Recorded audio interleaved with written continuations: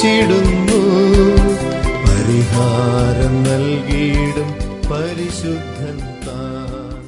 ദൈവത്തിന്റെ ആ മഹത്വത്തിന്റെ മുമ്പിൽ നിന്നുകൊണ്ട് ഞാൻ എന്നെ തന്നെ, എന്റെ അഹങ്കാരത്തെ ഞാൻ ചവിട്ടി താഴെ ഇട്ടിട്ട് അതിന്റെ മുകളിൽ കയറി വിജയം നേടുകയാണ്. അവിടെയാണ് ഞാൻ ജയാളിയായിത്തീരുന്നത്. എന്റെ അഹങ്കാരത്തെ തള്ളി താഴെ ഇടുമ്പോഴാണ്. അടുത്തത് പ്രധാനപ്പെട്ട ഒരു കാര്യം എന്ന് പറയുന്നത് നമ്മുടെ അസൂയയാണ്. അസൂയ, ഞാൻ പെട്ടെന്ന് ഓരോരോ കാര്യങ്ങൾ പെട്ടെന്ന് പറഞ്ഞു പോവുകയാണ്. അസൂയ എന്ന് പറയുമ്പോഴത്തേക്ക് ശരിക്കും അസൂയയുടെ ഒരു വലിയ പ്രശ്നം, പെട്ടെന്നൊന്നും ഇതുണ്ടെന്ന് നമുക്ക് തന്നെ അറിയില്ല. എനിക്ക് അഹങ്കാരം വന്നാലും പെട്ടെന്ന് ചിലപ്പോൾ നമ്മൾ അറിഞ്ഞെന്നിരിക്കും, പക്ഷെ അസൂയ ഞാൻ അങ്ങനെ പെട്ടെന്ന് അറിയില്ല. അസൂയയുടെ ഏറ്റവും വലിയ പ്രശ്നം, മറ്റേത് കഴിവുകളിലുള്ള അഹങ്കാരമാണെങ്കിൽ അസൂയയുടെ ഒരു പ്രശ്നം, വേറൊരു തലത്തിൽ ഒരാൾ ഉയർന്നാൽ, നമുക്കറിയാം അസൂയ എന്ന് പറയുന്നത് വേറൊരാളുടെ ഉയർച്ചയിൽ എനിക്കുണ്ടാകുന്ന ഒരു വിഭ്രമാവസ്ഥയാണ് അസൂയ എന്ന് പറയുന്നത്. അസൂയ വലിയ അപകടമാണ്. കാര്യം അസൂയ വന്നു കഴിഞ്ഞാൽ നമ്മുടെ നാശത്തിലൂടെ ആണെങ്കിലും മറ്റൊരാളുടെ നമ്മളെ തന്നെ നശിപ്പിക്കാൻ പോലും നമുക്ക് മനസ്സില്ലാതെ വരത്തില്ലെന്നല്ല പറയുന്നത്. അതിനുപോലും നമുക്ക് മടിയില്ലാതെ വരില്ല. നമ്മളെ തന്നെ നശിപ്പിക്കാൻ പോലും നമുക്ക് മടിയില്ലാതെ വരത്തില്ല. ഞാൻ പണ്ട് ഒരു ഉദാഹരണം ഇതിനെക്കുറിച്ച് പറഞ്ഞിട്ടുണ്ട്.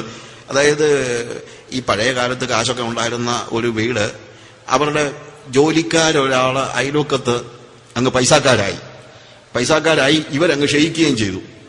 അപ്പൊ അങ്ങനെ ഇയാൾ ക്ഷയിക്കുകയും ഇയാളുടെ ജോലിക്കാർ അല്ലെങ്കിൽ അടിയാന്മാരായിരുന്ന ആൾ ഒത്തിരി അങ്ങ് ഉയരുകയും ചെയ്തു കഴിഞ്ഞപ്പോഴത്തേക്ക് ഇവനങ്ങ് അസൂയ അങ്ങ് സഹിക്കാൻ വയ്യാതായി. അവർക്ക് ഒത്തിരി കാര്യങ്ങളെല്ലാം ഇവർക്കൊന്നുമില്ല, ഉണ്ടായിരുന്നെല്ലാം പോവുകയും ചെയ്തു.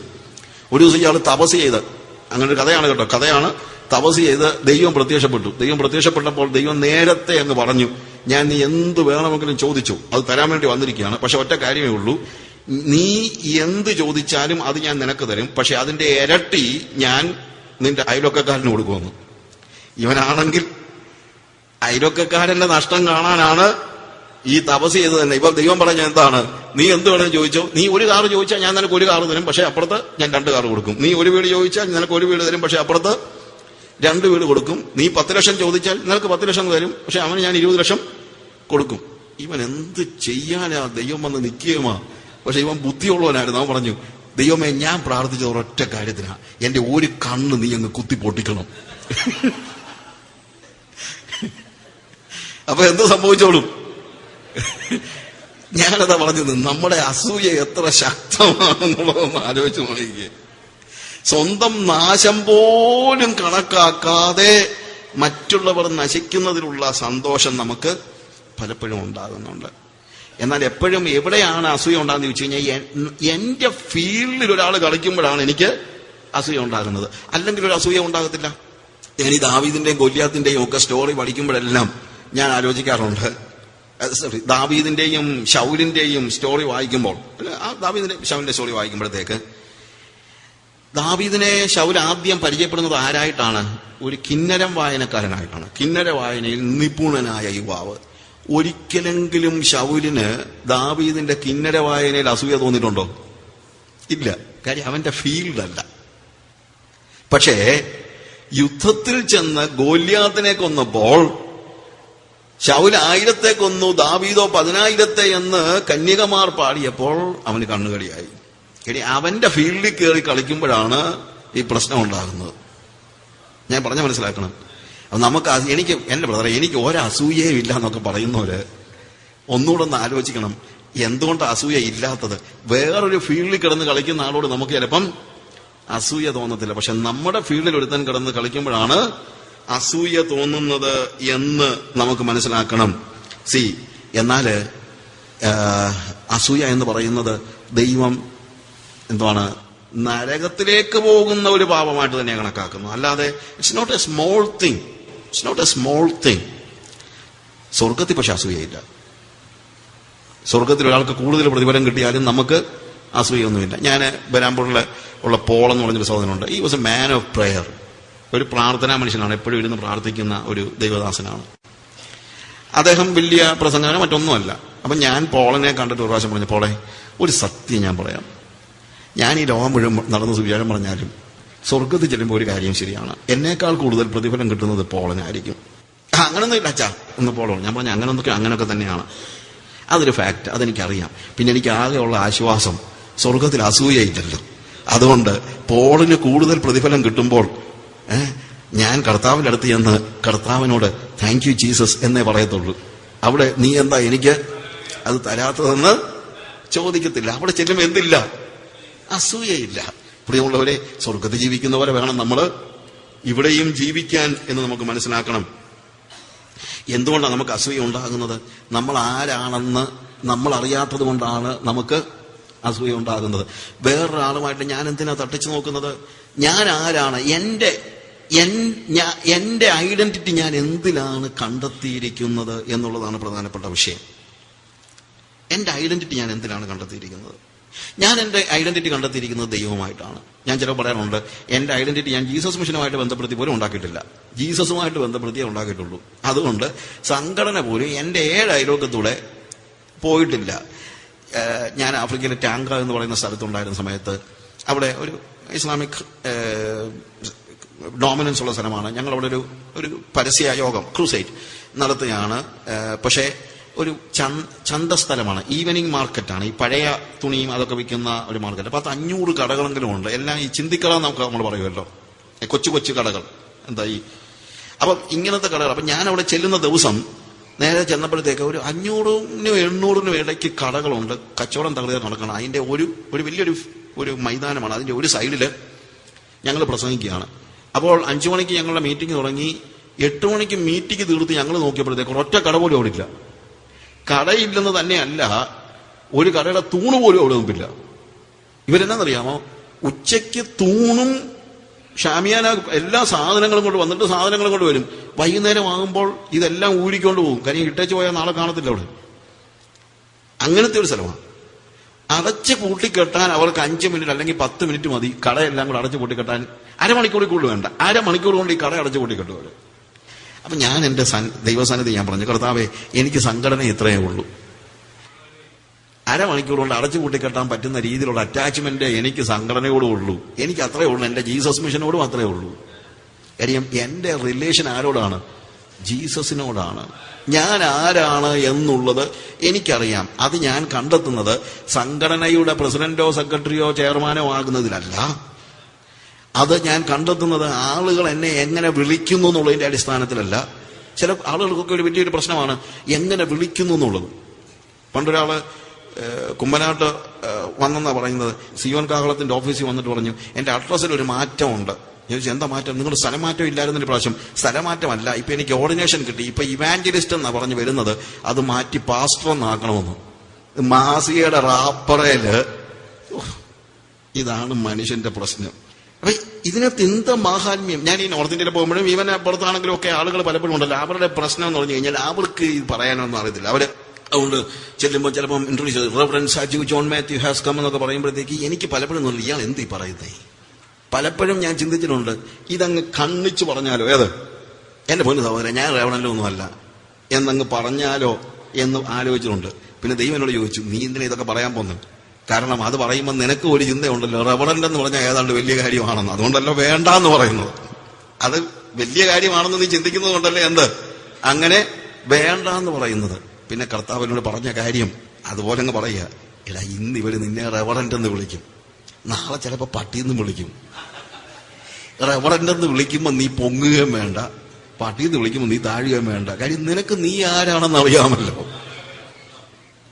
പ്രിയമുള്ളവരെ, ഞാൻ എന്റെ ഐഡന്റിറ്റി കണ്ടെത്തിയിരിക്കുന്നത് ദൈവവുമായുള്ള ബന്ധത്തിലല്ലാതെ വേറെ വല്ലോരും എന്നെ എന്തോ വിളിക്കുന്നെന്നുള്ളതിന്റെ അടിസ്ഥാനത്തിലല്ല. I know who I am. ഞാൻ കർത്താവുമായിട്ടുള്ള ബന്ധത്തിലാണ് കാര്യങ്ങളെ കാണുന്നത്. പ്രിയമുള്ളവരെ, മറ്റൊരു വലിയ അപകടകരമായ ഒരു പാപമാണ് സ്വയാശ്രയം എന്ന് പറയുന്നത്. സെൽഫിഷ്നെസ് ഉണ്ട്, സെൽഫ് റിലയൻസ് ഉണ്ട്, സ്വാർത്ഥതയുണ്ട്. രണ്ടും തെറ്റാണ്, രണ്ടും പാപമാണ്. സ്വാർത്ഥതയുണ്ട്, സ്വയാശ്രയമുണ്ട്. ഒരു കാര്യം ഞാൻ പറയാം, സ്വാർത്ഥതയേക്കാൾ അപകടകരമാണ് സ്വയാശ്രയം. Self reliance is more dangerous than selfishness. കാര്യം സ്വയാശ്രയി ഒരിക്കലും ദൈവത്തിൽ ആശ്രയിക്കത്തില്ല. സ്വാർത്ഥനായവൻ ചിലപ്പം അതിന്റെ പേരിലെങ്കിലും ദൈവത്തിൽ ആശ്രയിച്ചെന്നിരിക്കും. അവന്റെ സ്വാർത്ഥത സ്വാർത്ഥമായി അവന്റെ ആഗ്രഹങ്ങൾക്ക് വേണ്ടിയെങ്കിലും ദൈവത്തിൽ ആശ്രയിച്ചു, അത് നല്ലതല്ല. പക്ഷെ ഞാൻ പറഞ്ഞത്, പക്ഷെ സ്വയാശ്രയയുടെ പ്രശ്നം എന്താണെന്നറിയാമോ? അവൻ ഒരിക്കൽ പോലും ദൈവത്തിൽ ആശ്രയിക്കില്ല. എല്ലാം അവൻ തനിയെ ചെയ്യാനായിട്ട് പരിശ്രമിക്കും. അത് വലിയൊരു അപകടമാണ്. അപകടമാണെന്നല്ല, നമ്മുടെ ജയജീവിതത്തെ തകർക്കുന്ന കാര്യങ്ങളാണ് ഈ അഹങ്കാരവും അസൂയയും സ്വയാശ്രയവുമെല്ലാം. ഭൗതിക കാര്യങ്ങളിൽ ചില ആളുകളുണ്ട്, ആരെയും ആശ്രയിക്കത്തില്ല. നമ്മുടെയൊക്കെ ഒരു ചിന്ത അതാണ്, ഞാൻ ആരെയും ആശ്രയിക്കത്തില്ല ബ്രദറെ, ഞാൻ എൻ്റെ കാര്യങ്ങളെല്ലാം തന്നെ ചെയ്യും. ഞാൻ അങ്ങനൊന്നുമല്ല. എന്നെ സഹായിക്കുന്നവരോടുകൂടെ യഹോവ എൻ്റെ പക്ഷത്തുള്ളതെന്നുള്ള വാക്യം എനിക്ക് ഭയങ്കര ഇഷ്ടപ്പെട്ട വാക്യമാണ്. കാര്യം ദൈവം എൻ്റെ പക്ഷത്തുണ്ട്, ഞാൻ ആരുടെയും സഹായം എനിക്ക് വേണ്ട എന്ന് പറയുന്നത് അഹങ്കാരമായിട്ടാണ് ഞാൻ പലപ്പോഴും ചിന്തിക്കുന്നത്. അഹങ്കാരം. എനിക്ക് ആരുടെ സഹായം വേണമെന്നല്ല, എനിക്ക് എല്ലാവരുടെയും സഹായം വേണം. എനിക്ക് ആരുടെ സഹായം വേണം? എനിക്ക് എല്ലാവരുടെയും സഹായം വേണം. ഞാൻ ആരെ സഹായിക്കാൻ തയ്യാറാണ്? എനിക്ക് എല്ലാവരുടെയും സഹായം വേണം. ഞാനൊരു ബലഹീനനാണ്, എനിക്ക് ദൈവത്തിന്റെ സഹായം വേണം. ദൈവം സഹായിക്കാൻ വിടുന്നവരുടെയും സഹായം വേണം. ദൈവം ചിലപ്പോൾ എന്നെ സഹായിക്കാനായിട്ട്, പൈസ ഒന്നും അല്ല ഇന്നത്തെ വിഷയം എന്ന് പറയുന്നത്. പൈസ ലോകത്തിലെ ഏറ്റവും വിലയില്ലാത്ത സാധനമാണ് പണം. അതല്ല, ഐ നീഡ് ഹെൽപ്പ്. ഞാൻ അത്രയ്ക്ക് ശക്തനായ ആളൊന്നുമല്ല. ഞാൻ ശക്തനാണെന്ന് ചിന്തിക്കുന്നെങ്കിൽ ഞാൻ എന്താണ്? ഞാൻ സ്വയാശ്രയിയാണ്. ആത്മീയ ജീവിതത്തിലും ഞാൻ സ്വയാശ്രയിയാകാനായിട്ട് പാടില്ല, സ്വയാശ്രയം ഉണ്ടാകാനായിട്ട് പാടില്ല. പാപത്തോട് പോരാടുന്നതിലും എനിക്ക് സ്വയാശ്രയം ഉണ്ടാകാൻ പാടില്ല. എന്റെ ബ്രദറെ, അക്കാര്യത്തിൽ ഞാൻ ഏതാണെങ്കിലും വിജയം നേടി. എന്നെ അങ്ങനെ ഒരുത്തനും ഒരു പാപവും എന്നെ തോളത്തിലെന്നൊന്നും പറഞ്ഞ അഹങ്കാരം പറയേണ്ട കാര്യമില്ല. അങ്ങനെ പറയുന്നവരെല്ലാം അതിനകത്ത് വീണിട്ടുമുണ്ട്. അഹങ്കാരം പറയുന്നവരെല്ലാം താഴെ വീണിട്ടുണ്ട്. ഒരു പരിധി വരെ ഏതെങ്കിലും ഒരു കാര്യത്തിൽ നമുക്കൊരു പാളിച്ച പറ്റുന്നതാണ് അഹങ്കാരം പറ്റുന്നതിനേക്കാൾ നല്ലത്. പത്രോസ് ഭയങ്കര ഒരു അഹങ്കാരം പറഞ്ഞു. മറ്റുള്ളവരെല്ലാം നിന്നെ തള്ളി പറഞ്ഞാലും ഞാൻ നിന്നെ തള്ളി പറയുകയില്ല. കർത്താവ് പറഞ്ഞു, അങ്ങനെ ഇരിക്കട്ടെ, പക്ഷെ അത് നടക്കാൻ പോകുന്നില്ല. ഇന്ന് രാത്രി കോഴി കൂവുന്ന 3 വട്ടം കോഴി മുമ്പ് നീ എന്നെ കോഴി കൂവുന്നതിന് മുമ്പേ നീ എന്നെ 3 വട്ടം തള്ളിപ്പറയും. കൃത്യമായിട്ട് പറഞ്ഞു. പക്ഷേ ഒരു പരിധി വരെ അവന്റെ തള്ളിപ്പറച്ചിലൊരു അവന്റെ ജീവിതത്തെ പറ്റി ആ ഒരു പാളിച്ച ഉണ്ടല്ലോ, ഒത്തിരി പ്രയോജനമായി. പാളിച്ച പ്രയോജനമായെന്നല്ല, അത് ഭാവിയിൽ അവൻ ഒരു പാഠമായി. ഇനി മേലാൽ അഹങ്കാരം പറയത്തില്ലെന്ന് അവൻ തീരുമാനിച്ചു എന്ന് തന്നെയല്ല. കർത്താവ് പറഞ്ഞൊരു കാര്യമുണ്ട്, നീ മടങ്ങി വന്ന ശേഷം നിന്റെ സഹോദരന്മാരെ നീ ഉറപ്പിക്കുമെന്നു. കാര്യം സഹോദരന്മാരെ ഉറപ്പിക്കണമെങ്കിൽ അഹങ്കാരിക്ക് പറ്റത്തില്ല. ഒരു പരിധിവരെ ഞാൻ ആലോചിക്കാറുണ്ട്, മർക്കോസും പൗലോസും ബർന്നബാസും സുവിശേഷ വേലയ്ക്ക് പോയി. കുറച്ച് കഴിഞ്ഞപ്പോൾ മർക്കോസ് വേറെ ഇട്ടേച്ച് പോയി. അപ്പം ഒരുപക്ഷെ ഈ പൗലോസിന് എന്ത് മർക്കോസ് ചിലപ്പം, എനിക്ക് തോന്നുന്നു, നമുക്കറിയില്ല എന്താ സംഭവിച്ചെന്നറിയില്ല, ബട്ട് സ്റ്റിൽ ഒരുപക്ഷെ ഈ പൗലോസ് നല്ല സ്ട്രോങ് പേഴ്സണാലിറ്റി ആയതുകൊണ്ട് ഇയാൾ പ്രസംഗവും മറ്റുള്ള കാര്യങ്ങളും എല്ലാവരും ഒക്കെ അക്സെപ്റ്റ് ചെയ്യുന്നു. പക്ഷെ മർക്കോസ് അതുപോലെ കവരെ പോയി പ്രസംഗിക്കാൻ ചെന്നപ്പോൾ ആരും ശ്രദ്ധിച്ച് കാണത്തില്ല. അപ്പൊ അവൻ ചിന്തിച്ചിട്ടുണ്ട്, എനിക്ക് വിളിയില്ല. ഇനി പൗലോസ് പ്രസംഗിക്കുന്നിടത്തെല്ലാം ആൾക്കാരുണ്ട്, ഞാൻ പ്രസംഗിച്ച ഒരു മനുഷ്യന് മനസ്സില്ല, എനിക്ക് വിളിയൊന്നും ഇല്ലെന്ന് പറഞ്ഞാൽ അവൻ വേല ഇട്ടേച്ച് പോയി. പിന്നീട് തിരിച്ചു പോകാൻ നേരം മർക്കോസ് പറഞ്ഞു, അവനെ കൂടെ കൊണ്ടുവന്നു പറഞ്ഞു. പൗലോസ് പറഞ്ഞു, വേല ഇട്ടേച്ച് പോകുന്നവനെ കൊണ്ടുപോകുന്ന പ്രസ്ഥാനം ഒതുക്കുന്നില്ല. വേല ഇട്ടേച്ച് പോകുന്നവനെ കൊണ്ടുപോകുന്ന പ്രസ്ഥാനം ഒതുക്കുന്നില്ല. പൗലോസ് ഭയങ്കര ചൂട്. എന്നറിയാം, പൗലോസിന് അങ്ങനെ ഒരു പരാജയം ഉണ്ടായിട്ടില്ല. ഈ ചെറുക്കൻ പാവം കരഞ്ഞുകൊണ്ട് പത്രോസിന്റെ അടുത്ത് ചെന്നപ്പോ പത്രോസ് പറഞ്ഞു, എന്റെ മോനെ, നീ വേലയെല്ലാം ഇട്ടേച്ച് പോകുന്നുള്ളോടാ, ഞാൻ കർത്താവിനെ ഇട്ടേച്ച് പോയവനാണ്. നീ പോരടാ, നീ എന്റെ കൂടെ പോര്. ആ പത്രോസ് മർക്കോസിനെ കൂട്ടിക്കൊണ്ട് പോകുന്നത് കൊണ്ടാണ് ഇന്ന് നമുക്ക് മർക്കോസിന്റെ സുവിശേഷം ഉള്ളത്. നമ്മൾ പൗലോസിനെ എല്ലാം വലിയ വലിയ കാര്യം പറയും, പക്ഷെ ഈ പത്രോസിനെ പോലെ ഒരുത്തനുണ്ടായിരുന്നത് കൊണ്ടാണ്. അത് പത്രോസ് പറഞ്ഞു കൊടുത്ത, അല്ലാതെ മർക്കോസ് എങ്ങനെ എത്ര അറിയുന്നത്? അത് എഴുതിയത് മർക്കോസ് ആണെങ്കിൽ അത് പത്രോസിന്റെ സുവിശേഷം തന്നെയാണ്. ഹല്ലേലൂയ. അതുകൊണ്ടാണ് ഞാൻ പറഞ്ഞത്, സ്വയാശ്രയികളാകരുത്. സ്വയാശ്രയത്തിൽ നിന്ന് പത്രോസിന്റെ കാര്യത്തിൽ പത്രോസിനെ എനിക്ക് ഒത്തിരി ഇഷ്ടമാണ്. പത്രോസിന് ചാടിക്കടി എല്ലാ കാര്യങ്ങളും അങ്ങ് ചെയ്യും, ഇല്ലേ? കർത്താവ് വെള്ളത്തിന് മീതെ നടക്കുന്നത് കണ്ടപ്പോഴത്തേക്ക് പത്രോസ് പറഞ്ഞു, എന്താ അത് നീ ആണെങ്കിൽ, അത്രയും മാത്രം എനിക്കൊന്ന് അറിഞ്ഞാൽ മതി, അത് നീ ആണോ, ഭൂതമാണെന്നൊക്കെയാണ് ഞാൻ ചിന്തിച്ചുകൊണ്ടിരിക്കുന്നത്, അത് നീ ആണോ? നീ ആണെങ്കിൽ പിന്നെ എനിക്ക് ചോദ്യവുമില്ല, പറച്ചിലുമില്ല. ഒറ്റ കാര്യം, ഞാൻ അങ്ങോട്ട് വരേണ്ടതിന് എന്നോട് കൽപ്പിക്കും. അവൻ നടന്നു പോയി. I used to say he was walking on water as if the water was a rock. വെള്ളം പാറയാണെന്നതുപോലെ ഇവൻ അങ്ങോട്ട് നടന്നു പോയപ്പോഴാണ് കാറ്റ് കണ്ട് പേടിക്കയാൽ he was sinking as if he is a rock. അവൻ പാറയാണെന്നുള്ളതുപോലെ ഇവൻ താണുപോയി. താണു പോയപ്പോൾ കർത്താവേ രക്ഷിക്കണേ എന്ന് പറഞ്ഞ് അവൻ നിലവിളിച്ചു. അതിനകത്താണ് എനിക്ക് ഏറ്റവും കൂടുതൽ സന്തോഷം. എന്നറിയാമോ? താഴോട്ട് പോയപ്പോ ഇവൻ നീന്താൻ നോക്കിയില്ലല്ലോ. വെള്ളത്തിൽ താഴോട്ട് പോയപ്പോ നമ്മളൊക്കെ ആയിരുന്നെങ്കിൽ പത്രോസ് അത്ര മോശവുമല്ല നീന്താൻ, അതും നിങ്ങൾ മനസ്സിലാക്കണം. പക്ഷെ അവൻ സ്വയപരിശ്രമവും കൂടാതെ കരഞ്ഞു വിളിച്ച് പറഞ്ഞു, കർത്താവേ എന്നെ രക്ഷിക്കണേ. കർത്താവ് വന്നിട്ട് അവന്റെ കൈ കൊടുത്തു. നീ വിശ്വാസിയായിരിക്കുക.